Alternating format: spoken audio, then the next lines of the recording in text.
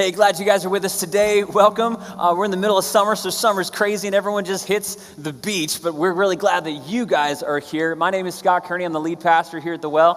And if you are new today, we've got these cards on the seats called I'm New. It's a great way for us to start a conversation with you guys. We realize that people's church experience all over the map. Some good, some really bad, and everywhere in between. So we want to start a conversation with you guys to figure out, to let you guys know a little bit more about us and what it means to journey with us in this faith journey here in Nashua and what we want to do in the broader region as well. So fill that out and you can hand it out in the buckets as they go by, or hand it back at the welcome table on your way out, and they'll actually have a free gift for you. It's just a way for us to say we're really glad that you're here today.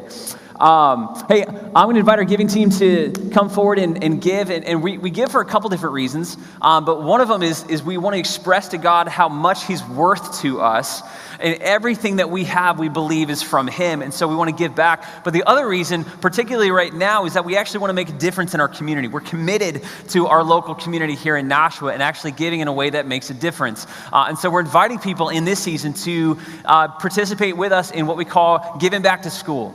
This is where we're partnering alongside some of our local elementary schools, particularly Title I schools, where students and teachers don't have the resources that they need to thrive for the year. And Dr. Crisp Elementary School just down the street is one of those schools. We actually started there before we met in this place. We were at Dr. Crisp. 80% of the kids that go to that school are under the poverty line. And so we want to do something where we're calling everybody, let's make a difference. Let's provide school supplies, backpacks, what those kids need, what the teachers need so that they can thrive for this next year. And in addition to that, also supply our teachers here on a Sunday morning to equip our students, the next generation, to know and follow Jesus. So Giving Back to School, if you go online and you go to our giving page there, when you go to the special designation, where you want to designate it, go to, click special designation, and there, just be assured that every dollar that you give will go right back to this back to school campaign. So here's what I want to do now. I want to invite you guys to look into what it actually means to be a part of what we do on a Sunday morning here. And I wanted to give you a window into Tom's life and what he does week in and week out here at The Well. We have a dream team, is what we call it, of people who serve week in and week out to make all of this possible on a Sunday morning. And not just so that we can sing a couple songs and maybe hear a message, but so much more than that. We're really about the rescue mission, and every person, from the person who sets up a chair to the person who serves with the kids, is a part of that rescue mission of helping people understand the love of God and particularly develop a relationship with Jesus. So I want to introduce you to Tom. Tom, could you just introduce yourself to people and what you do here at our church? Well, good morning, everyone. I'm Tom. I've lived in Nashua now for about 20 years. And so I do work with kids in the elementary school area for once a month. Mm-hmm. And I also work on our live stream team to be able to stream our service out onto the interwebs for everyone to see. All right, if you know anything about Tom, he's like a kid genius. You know those people that, like, when they interact with kids, it's like a whole nother level of interacting with kids? That's Tom, okay? Kids love Tom. My little daughter, Avery, when she was afraid of every human being on the planet except for me and mom and her sisters, would flock to Tom weekly when he came to our group because, he's just a kid magnet. He's great with kids. So, but you also serve in our live stream. And so I'm curious, what drives you to do this? Because you spend hours every month pouring into our live stream team and in our kids area. There's a lot of work that goes into all of that. So why do you do that? I think some of it is just kind of understanding. I think some of it's understanding kind of what I have a passion for. And maybe I'm on now. Okay. I think some of it's just kind of understanding what I have a passion for, and that sometimes takes some time to figure out. But I've always loved kids. And I just like spending time with them, just hanging out and playing games or whatever. And I think that was just something that I just grew up with. And I've always liked technology. Except right now, I don't like technology. There you go. Okay, maybe I'm just blocking things. And I've always liked technology, so I think that's been part of it, is just kind of figuring out kind of what my passions are. But I think some of it's also been, okay, how can God use me to connect to people. And I think that there have been times that I've struggled with connecting with people, but that God has still kind of worked in me to be able to reach out to the people around me. And I love being from New England. I love the people of New England. And so I think that just being able to have an opportunity to share the gospel with little kids, and just getting an opportunity to see them grow in their understanding of God, just being able to be a part of that. Or for people who, for one reason or another, they can't be in church. Maybe it's because you're just not comfortable with church. Maybe you're just afraid of what people might think of you or something, but you are interested, you want to check things out, and maybe being able to watch it online is a more comfortable experience for you, or maybe that's just the only way you can do it for now. For one reason or another, maybe you've got some disability, or maybe you've got someone in your family you have to be home with. This gives you an opportunity to see what we're about, see that God loves you, and that we want to be an extension of that love to people here in Nashua. It's huge. It's huge. We believe that a Sunday morning when we have kids back there in those environments, it's not just babysitting. It's so much more than that. It really is about equipping this next generation to embrace the love of God and transform their life so that they can actually be the next kingdom impact players for the future. And Tom's right on the front lines of that. And we're really excited about what's happening online. And maybe you're watching right now and you've been tuning in for a little while. You got to know Tom's one of the masterminds behind that. He's a total geek. When we talk about this midweek and how to develop it, he and Grace talk in languages that I just don't understand, okay? It's really weird conversations, but it's powerful because a lot of people get to experience Jesus, maybe who are really deeply skeptical about him. And maybe you're watching online and your next step is actually to come join us. We encourage you to do that. But for all of you in the seats, whether you love hanging with kids or whether you're a total geek with tech stuff, or maybe you just want to help set an environment up like this where we can eliminate distractions so people can experience Jesus, or there's a variety of gifts in this place right now. What we do is we encourage you guys, go to our website at thewellnh.org/serve, and you can find a number of opportunities for you to consider serving, because every person that is a part of this dream team makes a difference and contributes to this overall rescue mission that Jesus is doing in and through us. So Tom, thank you so much for the ways that you serve. Appreciate you. All right, last thing for you guys is, speaking of Facebook Live and live streaming and all that, we do have an opportunity for you to be able to ask questions during the message. If you go to our Facebook page, the Well Church NH, and go to our Facebook page, you can actually live stream, you can interact with the message. We got some people who can interact with you there, but if you've got questions about the message during the message, I would love to hear them and actually follow up afterwards to be able to communicate midweek about some of those questions, because everyone's journey matters. You wrestling with doubts, we're all on a journey. That matters to me. So feel free to do that and share that with others who may be wanting to journey in that as well. All right, glad you guys are here. Do me a favor, stand up, say hi to someone next to you, and we'll be back in our series in just a second.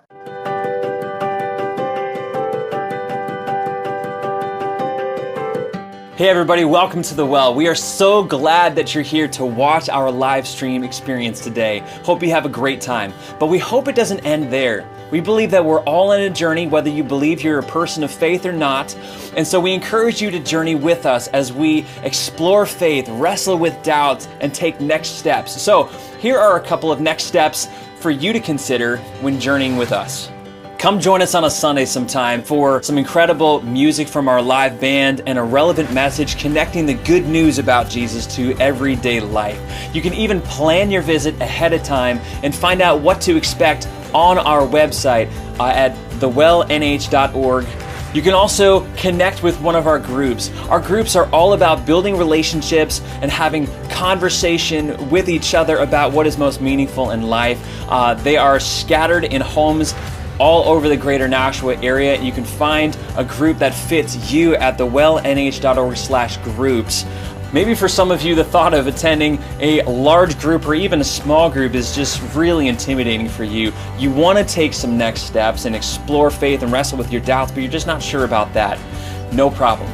I would love to meet with you one-on-one. I meet in a variety of coffee shops during the week, and you can actually schedule a time to meet with me during those available times that I have at coffee shops. So if you'd like to schedule a one-on-one conversation with me, I would love to meet you.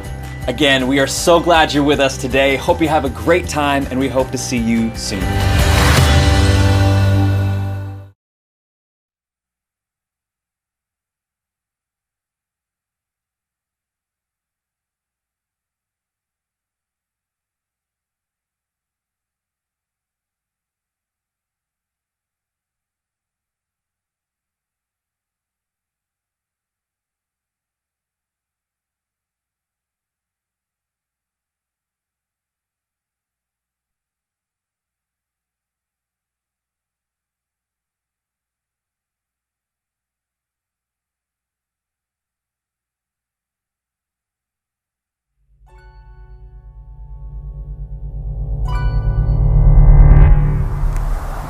You know, pain is a lonesome place. I don't have to tell you, do I? It'll drop a rock in your stomach right through your pounding heart.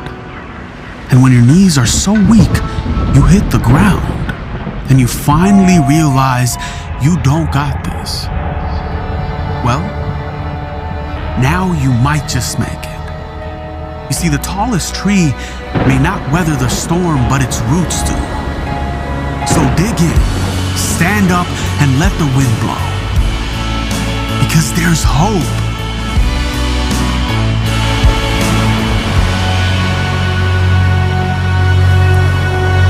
All right, hey, welcome to our series we're in the middle of called Hope in the Dark, in which we're exploring Jesus' resources for us when we're going through some pretty difficult times. And I don't know about you, but we're all going through difficult times. I was reminded of that this week because I got my wisdom teeth taken out on Monday. But don't worry, I'm all meted up right now, so I can actually preach. It was a game time decision, actually, whether I was going to be able to communicate today. Who knows what's going to come out of my mouth? That's what makes this morning so exciting, okay? So glad you guys are here. But Jesus is going to help us understand, man, what are those resources like when you're going through some pretty difficult times? Does faith actually make a difference? Does it make a difference? So we've been looking at Jesus' Sermon on the Mount, kind of piece by piece, going through Matthew 5 through 7 for the past year. And now we're finally getting into the stories of Jesus backing up what he actually just said. So a lot of Christians have been said they're full of hot air, but their lifestyle doesn't match it. Jesus is matching it now. And he's actually saying, man, life with me, faith in God actually does make a difference. But some of the stuff that we go through in life challenges that, doesn't it? When you get that phone call from the doctor that says, man, your loved one has got minutes, maybe weeks, at most months left to live. You know, when you show up at work, you thought your job was stable and you get fired. You know, when a friend just betrays you, or circumstances at work just seem to get more and more challenging. I mean, whatever it is, a lot of us have gone through those seasons where things are difficult, less than easy, and we have to ask, man, what are those resources? Where do we find that hope in the dark? So here's what we're going to be looking at today. We're going to be looking at the supernatural. Does faith actually make a difference? And when we believe in God intervening in this world, is it real? Are miracles actually possible? When we're going through a difficult time, can we actually reach out to God and have him step in and do something miraculously? And I don't know about you guys, but our broader area right now is deeply skeptical about supernatural things. And so this is a pretty relevant topic. Maybe some of you sitting in here today, you're skeptical about supernatural, about miraculous stuff, because maybe you haven't seen any. I'm telling you, this is a great Sunday for you to be here, a great Sunday to be tuning in. So glad you guys are here. If you have a Bible, go ahead and open up to Matthew chapter 8. And this is where we're going to begin in looking at Jesus's interaction with a particular man and a miraculous moment that happens. So Matthew chapter 8, starting in verse 5. And if you don't have a Bible, we have Bibles in the back that you can grab. We'd love for you to even walk out here with that Bible as a gift from us. But it'll also be on the screen. So here we go. Matthew chapter 8, starting in verse 5. When Jesus had entered Capernaum, a centurion came to him asking for help. Lord, he said, my servant lies at home, paralyzed, suffering terribly. And Jesus said to him, shall I come and heal him? The centurion replied, Lord, I don't deserve to have you come under my roof, but just say the word. Amazing to Jesus, because Jesus, the word for that's said of Jesus here, where he was amazed. It says in verse 10, when Jesus heard this, he was amazed. That word is only used twice of Jesus throughout the Gospels. It was used once when he was amazed. He was wondering about people's lack of faith. He was doing a whole bunch of different miraculous things and saying the things that nobody else was saying, and people didn't believe in him, and he's wowed by the fact that they didn't believe in him. But in this moment, he's not wowed by unbelief, he's wowed by belief. The quality of this man's faith was of a rare substance that it allowed Jesus, the most powerful figure in all of human history, not by military standards or imperial standards, but the one who changed human history more than anybody else. He was wowed by this guy's faith. So we have to ask, well, what was it about this faith? Now, a couple things we learn about this guy. He was a centurion. a Roman centurion, which means that he was a Gentile, he was not Jewish, and he likely had about 100 soldiers underneath him. A centurion was kind of like a captain, so he was in charge of a whole bunch of different guys underneath him. He understood what it meant to be a part of the battle, but also what it meant to have authority and exercise that authority over other guys. But we also understand something about what he thought of Jesus. He calls Jesus Lord. Now, Lord could have been just a simple nice way of respecting someone, saying, hey, sir, it could have been that way. But in this context, we understand it was something different because he also said, you just say the word and something's going to happen. Now, he understood how that works because he was a centurion and he understood chain of command. And when he spoke something was going to get done because he didn't just come with his own authority. He came with a particular authority, the authority of the emperor. When he spoke, he carried that authority. It wasn't just like, Joe Schmo said, hey, I want you to go over here. And they were like, well, who are you? He's like, no, I'm the captain inside Rome, and the emperor has actually given me authority to be able to tell you to go do this, and you're going to do it. When he looked at Jesus and said, you just say the word, he wasn't just recognizing that Jesus had just any kind of authority. He had authority over whether someone was going to get healed physically on the spot. Whether he could actually make something go from dead to alive, from nothing into something, and there's only one person who does that. At the very beginning of time, God spoke creation into existence. With just a word, God made everything. Now, here's where we got to take a pause because for the next couple weeks, we're really going to look in depth at a whole bunch of different miracles. And before we even go any further, we got to take a time out and understand, is this even possible? Because again, we live in a society right now in an age where the supernatural is a hard thing to buy into. I mean, how many of you this past week witnessed a paralyzed guy not be paralyzed anymore? Or have a wacky illness that just all of a sudden got eradicated, or someone who is dead come back to life? Like, when was the last time you saw a legitimate miracle? And so we're conditioned in our broader culture right now to kind of buy into this, well, maybe they're not possible. Or, we're all in kind of a naturalistic closed system where miracles are not possible. Or if they do, they were back reserved for the first century and certainly not for today because I just don't see them. Now, I want to take you through a journey here. This is going to be a little bit academic, okay? But what I want you to do, what I want us to do right now is to take a journey back into the origins of this world and how it was formed. Because if it's possible for Jesus to just speak and heal somebody, then we have to ask, what's the bigger miracle? That Jesus just heals somebody on the spot, or that we actually exist in the first place, okay? All right, so put on your academic hats with me for a second here. Here's what a lot of the popular atheists of our day basically say about faith. They say science has disproven any type of miracle. It's not possible. In fact, Richard Dawkins, one of the most popular atheists, has come out to say faith is the great cop-out. It's the evasion of evidence. It's for those who want to blindly believe something just to make them feel better in life. That's what he says. So we have to ask the question, well, is there any evidence? Is there evidence that a God who authored existence, a God who can interact with our existence right now in a supernatural way, is there actually any evidence for that? Okay, you ready? The Big Bang. Here's where we're going to go today. The Big Bang, it has been said that everything came, from a scientific perspective, everything came into existence from the Big Bang, from this primeval superatom that all of a sudden appeared and just boom, everything went into existence. It's littered in all of our science textbooks. It's all over Science Mania. If you're a science maniac, this is what people buy into. If the world came into existence, it came because of the Big Bang. Now, they'll also look back and look at some of the evidence. Edwin Hubble in 1929, when he discovered through his telescope, when he was looking at the universe and the stars and all that, what he saw was that everything was actually rapidly expanding from one particular place. And it was rapidly exploding in all sorts of different directions from one spot. Like a cosmic explosion must have happened. And then not only that, but the massive evidence of helium in the universe and the amount of hydrogen also would be great evidence for that massive explosion happening in just the way that they're watching in the universe. Now, in addition to that, in 2014, astronomers have discovered primordial gravitational waves, which again kind of gives further evidence to this Big Bang happening.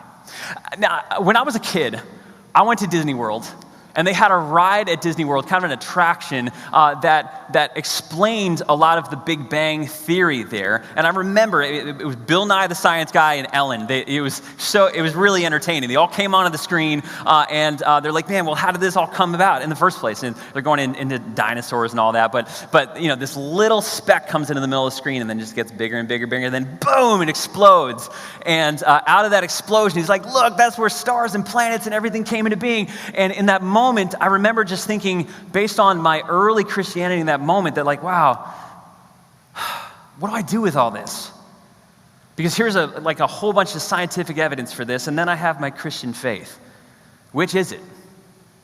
I'm telling you, a massive shift happened in my life when I actually realized that the Big Bang is more of an explanation for God than evidence against God.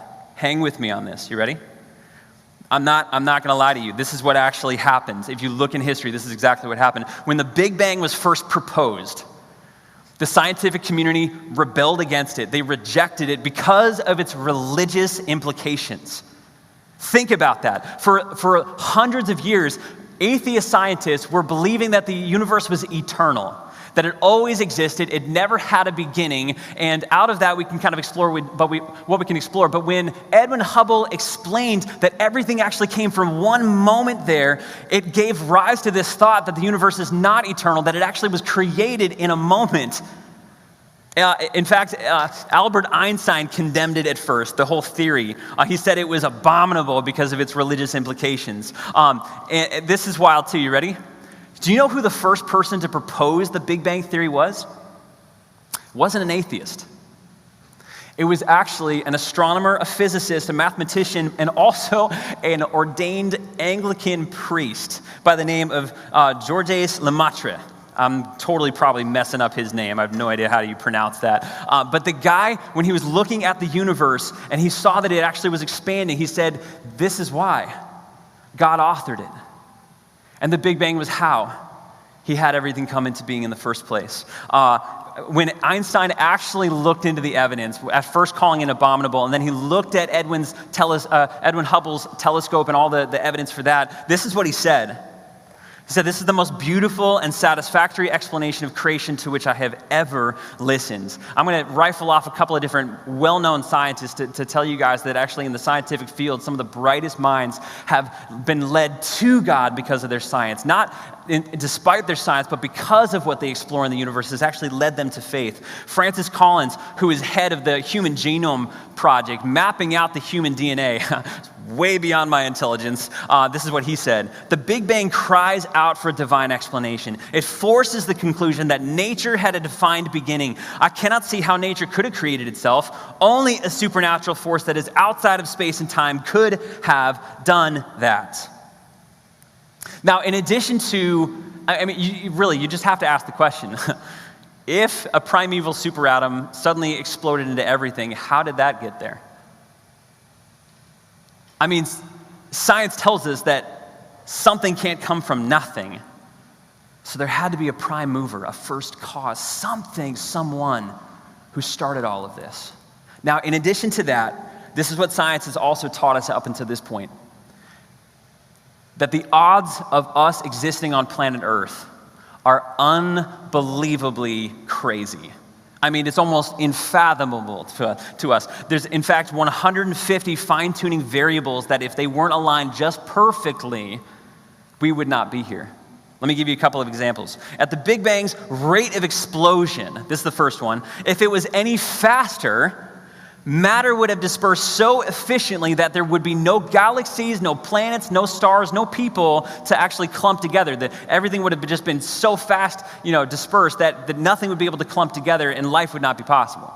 But if it exploded any slower, it would clump up into one big mass And that actually wouldn't have created life or sustained life either. We need a variety of different planets and stars in order for life to actually be possible. One of the physicists who was looking into this said it's the most extreme fine-tuning discovered yet in physics, is the rate of expansion in the Big Bang. Astrophysicist Hugh Ross put the odds of the rate of the universe expanding in just the perfect, precise way. He put it this way.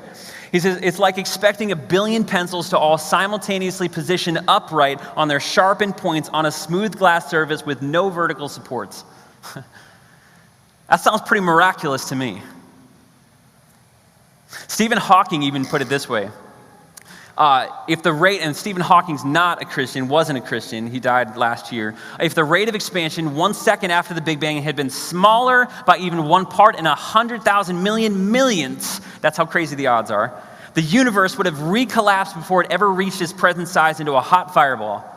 The odds against a universe like ours emerging out of something like the Big Bang are enormous, and this is what he concludes, ready? I think there are religious implications.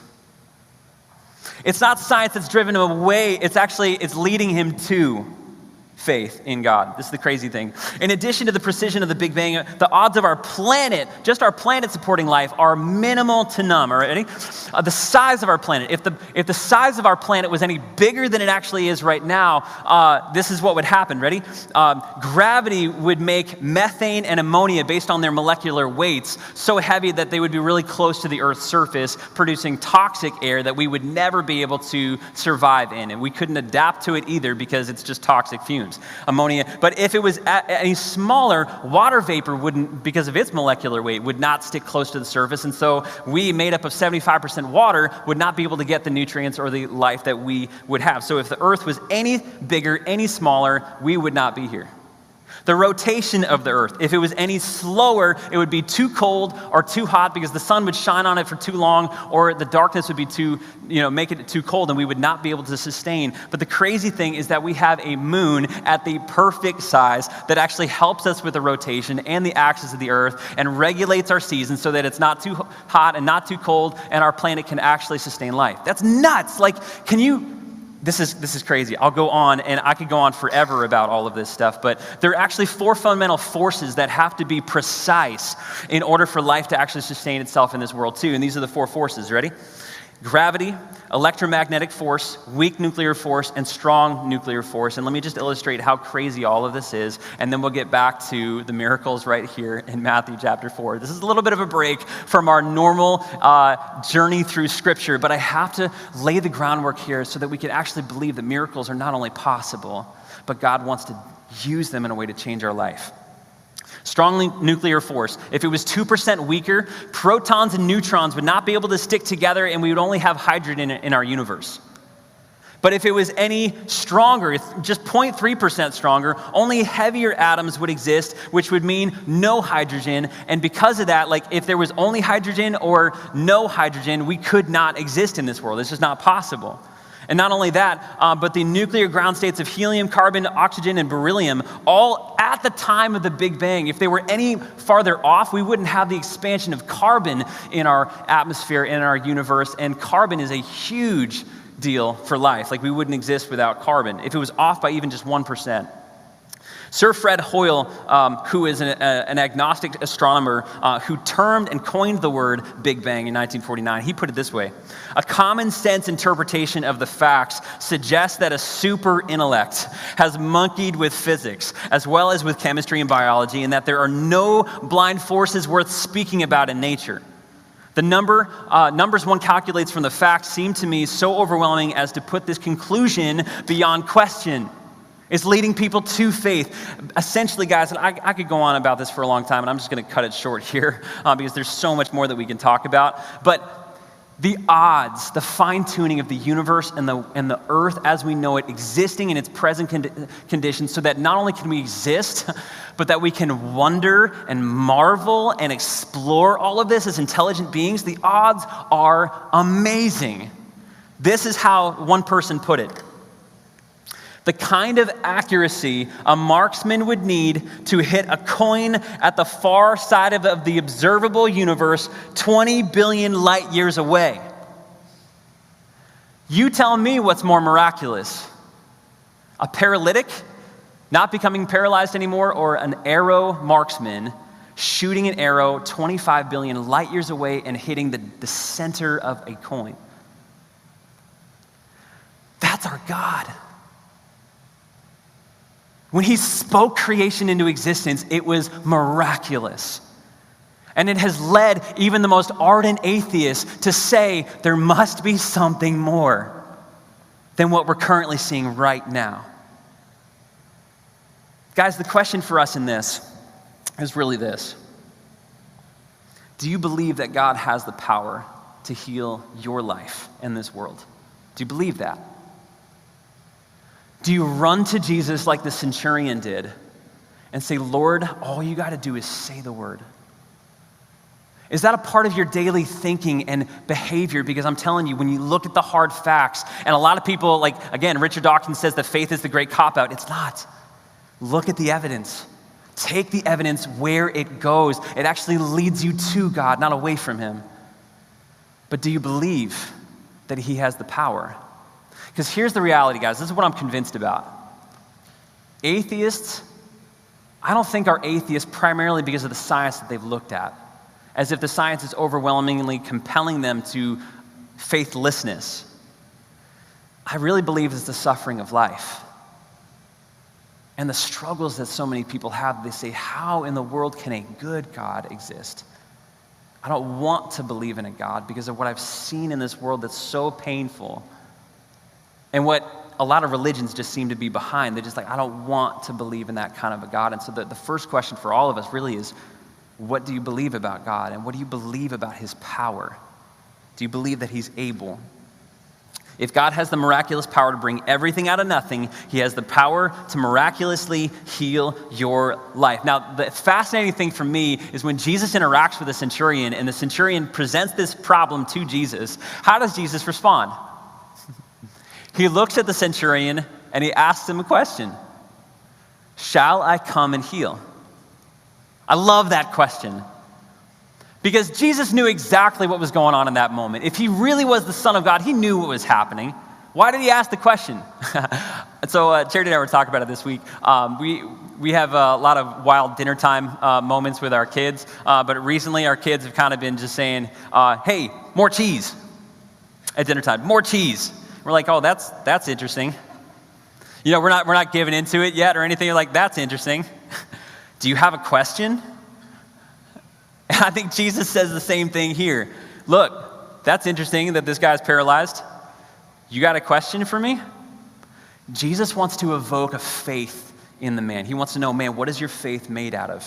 What are you made out of? What are you about? What do you believe about God? And how is that going to shape your life? Now, he knew what the man was going to say, but he wanted to draw it out so every single person in that place would actually hear it as well, because it was powerful. Jesus marveled at this man's faith. But it wasn't just because he believed that he had the kind of authority that would speak creation into being. It was more than that. You ready? He marveled for another reason. I love this. The centurion didn't say, after Jesus asked that question, notice what he didn't say. He didn't say, Lord, since you're able to do these things, you have to heal this guy. You must heal this guy. It's your prerogative to do it, and if you don't, you're not a good God. He didn't have those conditions. What did he say? The centurion replied, Lord, I do not deserve to have you come under my roof, but just say the word and my servant will be healed. For I myself have a man under authority with soldiers under me. I tell this one, go, and he goes, and that one, come, and he comes. And I say to this servant, do this, and he does it. He says, I don't deserve this. If you're God, I can't come with any demands or conditions. He put himself underneath Jesus and said, this is all you. I'm humbly coming to you saying, I don't deserve anything here. I'm a humble human being. I've made my mistakes. I've made my failures. But if you have the power to speak creation into existence, I'm coming before you with nothing. I don't deserve you, God. I don't deserve you. Now, I don't know about you guys, but I think we're pitched a different story in our world. We think that we're often in a lot more control than we actually are, don't we? I mean, even my daughter's saying like, more cheese. I feel like it's ingrained in us early on to just say, like to think that we're in the driver's seat in life. If I just work hard enough, I'm going to get the job that I want. If I just believe enough in this success, I'm going to have that success. And in fact, New Age philosophy right now has told us that if you're just positive enough, if you just have enough faith, if you just believe enough, you're going to get what you want. It's been popularized in a book called The Secret that has a law in it that they articulate called the law of attraction, where it says basically, if you want it enough, you're going to get it.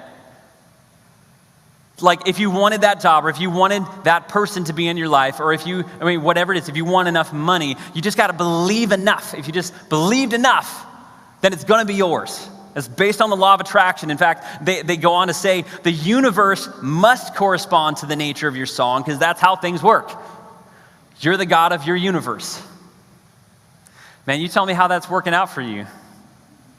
This is actually pretty sad. I had a neighbor actually just down the street who was going through cancer. And he was wrestling through it. And as he was going through cancer, they were one of the families that we love to bless as a church to just get them school supplies because they didn't have a whole lot. But I'm talking with him through this whole experience and what he's going through and the suffering that he's experiencing. And he said, you know what? I just got to believe that everything's going to be okay. It's like The Secret, if you just have enough faith, we're going to be good, right? And it actually works. He's like, it actually works. If you just believe enough, I'm going to get better. Man, I'm heartbroken to even say this, but the guy died several months ago. And one of the things that The Secret says, and it's such a lie, is that not only does the law of attraction work, but it works the opposite way too. That if you didn't have enough faith, that's on you. It's your fault. It's your fault for the catastrophes and the disasters that happen in your world. And so he just didn't have enough faith, or his family didn't have enough faith, and that's why he died. Friends, let me tell you, one of the best news that you can hear today is that you're not in control of the universe. You're not. There's only one person who is. And the question for us really is he worth believing in and following? That's, I think, where all of this hinges. Do you believe in his goodness? We know that the centurion did, because this is what he said. Look, not only does he come to Jesus believing that Jesus can heal him and has the power to heal him, but he says, look, I don't deserve to have you come under my house. I'm a man under authority, but you just say the word and he will be healed. He's saying, I'm not in control here. I know that you're going to say a word and it's going to happen. And whatever that is, I'm going to submit myself to you as a good soldier. I know how that chain of command works. But if you say the word, that's all it's going to take. I believe that you're good. I believe that you're good. And I'm telling you right now, all of us in life, when the suffering in life hits us, we're going to be forced to go down one path or another. We're going to have questions. We're going to struggle. We're going to have doubts. But the big question for us in all of that is, which path of doubt are you going to start choosing? Because there's really two different paths of doubt. One doubt in the middle of suffering, when you're asking, why, God? Why am I going through all of this? One path is going to lead you to the place of wonder. God, I want to know, and it's a legitimate, genuine ask. I want to know, what are you about? How is this going to work out? And you want to explore God. You press into that. You look into the evidence, and you read his word, and you try to understand his character, and it leads you to God. But the other road of doubt, and this is so dangerous, is that you start doubting the goodness of God. You start wondering, is he even there? Does he even care? Maybe he's really not as good as I thought he was. And I'm telling you right now, where you land on that and your trajectory on whether you think he's not good and you're doubting his goodness, or whether you're just doubting because you want to know more answers and it genuinely leads you to God, it's going to radically change the way that you experience suffering. When you doubt God, it's going to take you down some really dark paths where you're going to rely more and more on things to escape this world. And when you start going after God instead at an element of wonder, man, it's going to lead you to productive questions and places. I was listening to a story recently where a man got married to the woman of his dreams. You never thought in his wildest imaginations that he'd ever marry this woman because she was so wonderful and so beautiful. And he got married to this woman. Maybe that's some of you out there, and it's an incredible thing. But he got married, they had a couple of kids, and then his job actually started getting great, and everything seemed amazing, and life was just incredible. And then the unthinkable happened, where his wife had developed cancer. And not just any cancer, but an aggressive form of cancer that would take her life in a matter of weeks. And it devastated the man. At first, he was a man of faith and really believed that God had blessed him, but in that moment, he started doubting, as any one of us in this room would. Whenever you're going through suffering, it's okay to doubt, but you got to ask yourself, where is my suffering taking me? Which road of doubt is it taking me on? And he started questioning the goodness of God. And the wildness is that when he started questioning the goodness of God, it actually started taking him down some dark roads where he stopped going to church. He stopped putting people around him that could hold him accountable and speak life and truth into his life. He stopped believing in the promises of God, and he actually started being abusive to himself. He started drinking alcohol and getting drunk every night, and he was abusive to his kids, and he was no good at his job. And that serious doubt of the goodness of God started taking him down such a dangerous road that he started harming everybody in his path. The centurion in this moment was suffering at a high level because his servant, somebody that he deeply cared about, was suffering at a high level. But it drove him to God, not away from God. The question that all of us have to ask right now is, what is your suffering driving you to? What are you allowing your suffering to drive you to? Are you allowing it to drive you to God or away from God? Which path are you going to take? Now, the amazing thing about this is that it doesn't matter how much faith you need to have to get you out of circumstances, okay? Some people just say, man, if you just have enough faith, if you just have enough faith. It's not about the quantity of faith. This man, the centurion, doesn't have to have any more faith than you and I do. All his faith really mattered was the object of his faith. That's what's so powerful. It was Jesus Christ himself that had all the power in the world to change everything for this man. And Jesus is the same one who has the same power to transform anything in our life as well. But you got to understand, it's not the quantity of your faith, it's the object of your faith, and then it's what Jesus wants to do in the object of your faith that most matters. Because what he's most concerned about, this is huge, is not that your circumstances get fixed, but that your confidence in God gets fixed. It's one of the things we tell our girls when they say more cheese at our dinner table. We tell them, look, you're here asking for more cheese, but what you're doing is you're not looking at us in the face, you're not directing it towards a person, you're not even including a name, you're just demanding from a particular throne, and it's damaging the relationship that we have with you. We actually tell them this, that when you're not interacting with us the right way, you're actually damaging that relationship. And did you know it's the same way with God? When we come to him with those kind of conditions and with those demands, we actually damage that relationship with him. And what he wants more than anything else in the entire world is a right relationship with us. Because only a right relationship is what's going to be able to sustain us no matter what the circumstances are. No matter if your doctor gives you that news where everything's going to go down, or whether you get paralyzed, or whatever happens in your life, the only way that you're going to be able to stand firm is if the rock of all creation is the one that you are rightly related to and in whose confidence you have.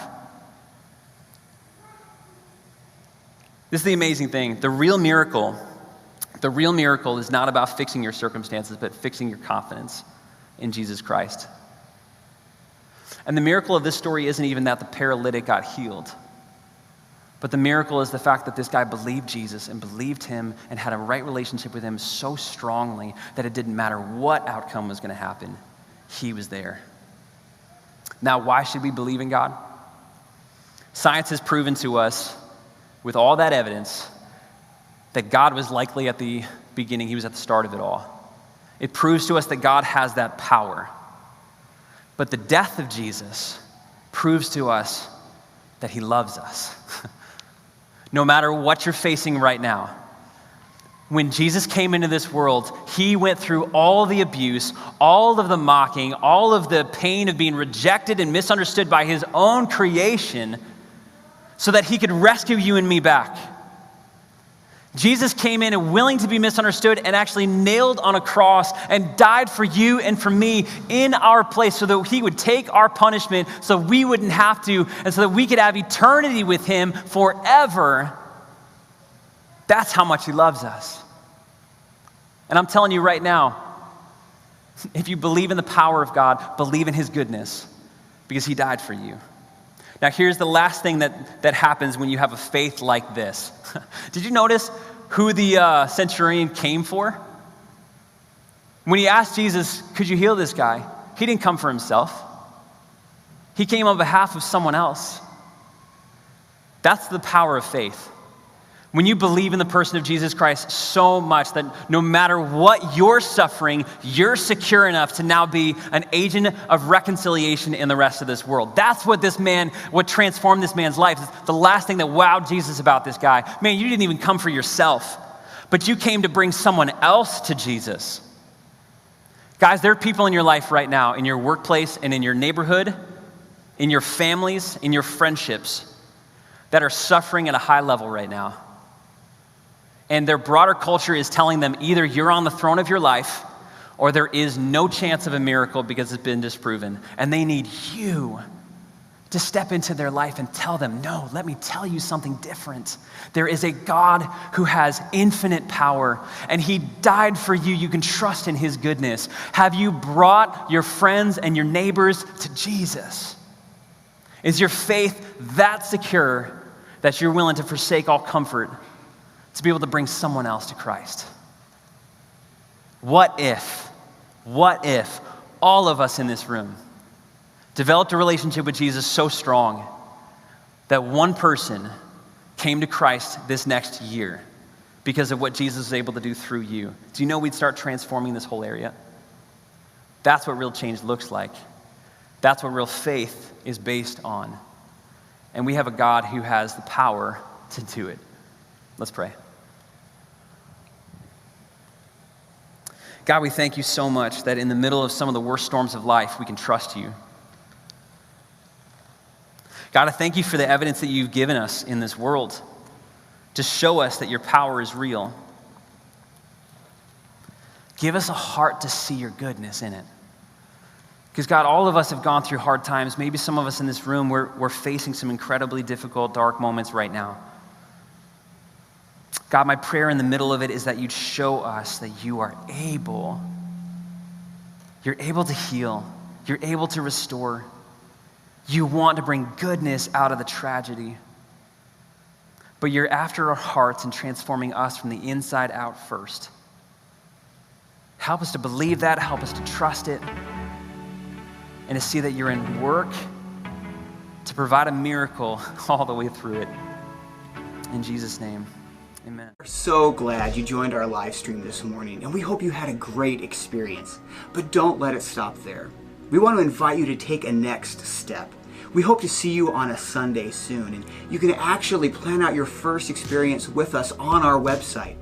Until then, have a great day, and check out this video to see a little bit more about what we're all about here at The Well.